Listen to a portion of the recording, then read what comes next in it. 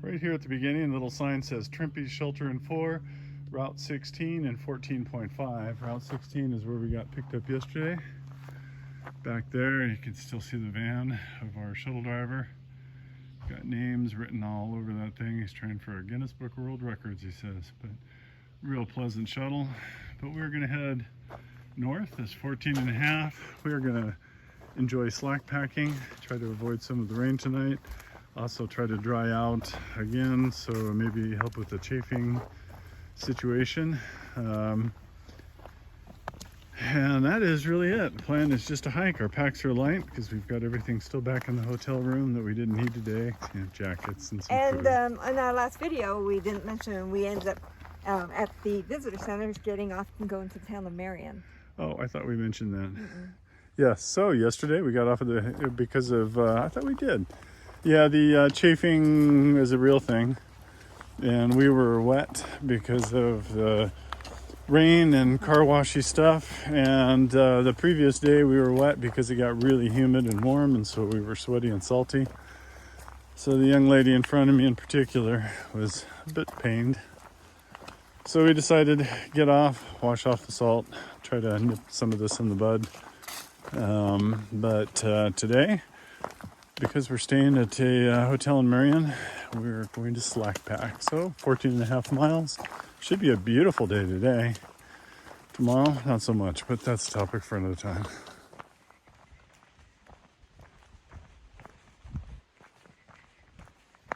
Somebody spent a bit of time on that. Rock reflectors and all.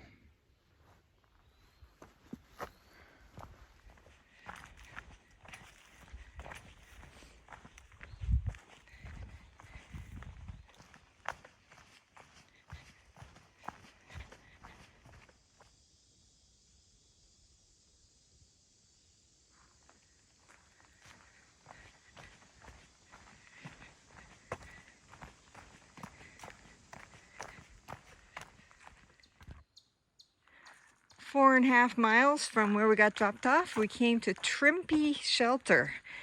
And this is kind of a cool looking shelter. It's got a neat old fireplace in there. It smells like someone's recently been here because it smells of smoke. So maybe they had some hikers in here last night, but it's really cool. They've got some platforms here. The other hikers that we passed yesterday, as well as the shuttle driver who dropped us off this morning, said that this is notorious for rats and mice in it. So, oh, and there's a note up here. It says snakes live in the walls. So I'm not sure if that's true or not. I wouldn't be surprised, but yeah, they got the gaps down there, and who knows? But we're not staying here. Again, we're slack packing today, so we will just be gathering some water. We kind of made a mistake. We thought that there was going to be a stream about 1.5 miles from where we got dropped off, and we were going to get some water there, but there wasn't. So this is our first water source. So it's been 4.5 miles, and we're pretty thirsty. Down here, it looks like there's some pretty nice flat tent spots. And there's a bear box. It's like right there. And then it looks like the privy goes off somewhere that way. And then the water, there's a sign up here on the tree for the water. And so Paul went off in that direction down there to gather some water. I think our next water source is like 6 miles away. So we're going to guzzle up here before we head out. And another thing about this area too, it's prone for a lot of bear activity. So there are signs between this area and where we're getting off again at the visitor center that says that you have to put your food in those bear boxes at night because the bears are so active around here.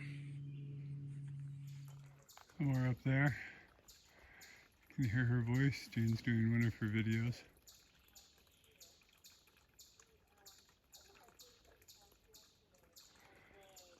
But I've walked down here to this pleasant little stream, or spring. We've gone 3.5 miles, 3.7 something, I don't know. We went out with some city water and didn't touch it. It's kind of nasty. Here's where you can see the spring actually coming out, I guess, of the ground. And they collect it in the pipe.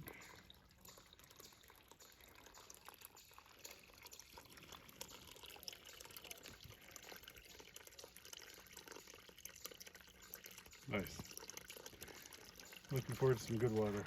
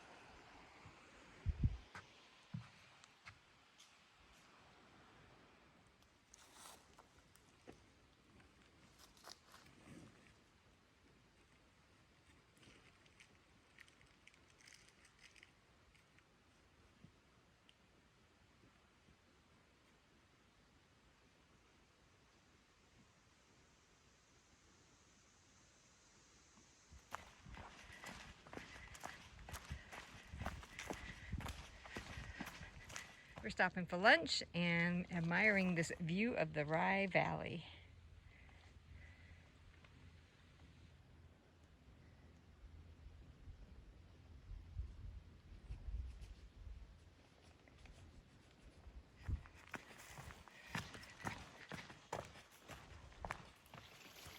Still haven't lost the joy of coming around the trail and finding water. The way the light's hitting that, it's not coming across in the picture. Ah, it's just so pretty.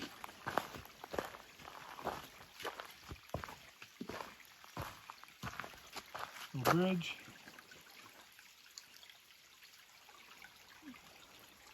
Back into the roadies. We've been in the roadies for a while. Big thickets like this. Darker than it looks on camera as it adjusts.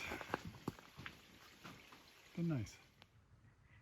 We arrived at the partnership shelter, and this is really nice. If you look over here, they've made some nice benches around the fire pit. And then it's a two-decker, I believe. Let me see. Maybe not. Let's have a look. So inside. Okay. For some reason I kept thinking it was two because it looks very high. Inside, it's nice and clean. This is a shelter that's very close to the visitor center. It's like 0.2 miles away. It's double decker. Look, there's more stairs. Oh. You can climb up the stairs. Okay, there are stairs that take you up to the loft. And this is a maintenance door, so they've got it locked. And then in here, they also have a shower. So this is really nice. But the problem is, because of COVID, they removed the handle. So you can't use the shower at all. And I'm not quite sure, again, why they removed the handles to not use the shower yet. COVID. But, you know, how many people can you get in the shower? Maybe one. So, I'm not sure. I don't know. You're not going to crowd too many people in and get respiratory illnesses that way. Yeah, I just don't get it. But it's a beautiful place. And then over there is the privy. We'll go see if it's unlocked. They have looks like a clothesline over here.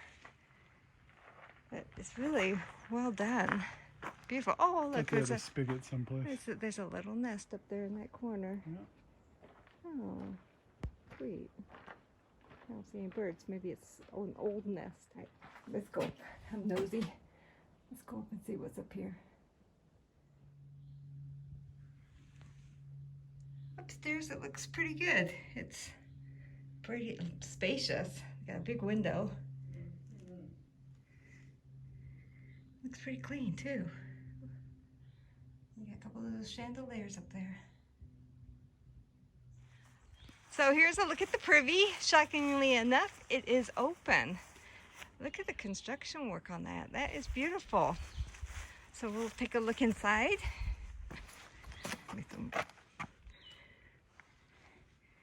And not too bad. I mean, it's out in the forest, so what do you expect? But yeah, there's the toilet. It is very clean. It's very nice. Yeah, that one's a 10. Leaving the shelter back there, this trail goes right to the visitor center. And that's where we're going to be picking up our shuttle that picked us up there yesterday. So today again, he slack packed us. I think it was like 14.5 miles. And then tomorrow we're trying to decide what to do. The forecast is for a lot of rain, but we want to get towards Grayson Highland State Park. So we'll figure out what to do tonight and make a decision tomorrow if we're going to slack pack some more of the trail and get back before it downpours on us, or just suck it up and tent out there and then head into Grayson Highlands the day after.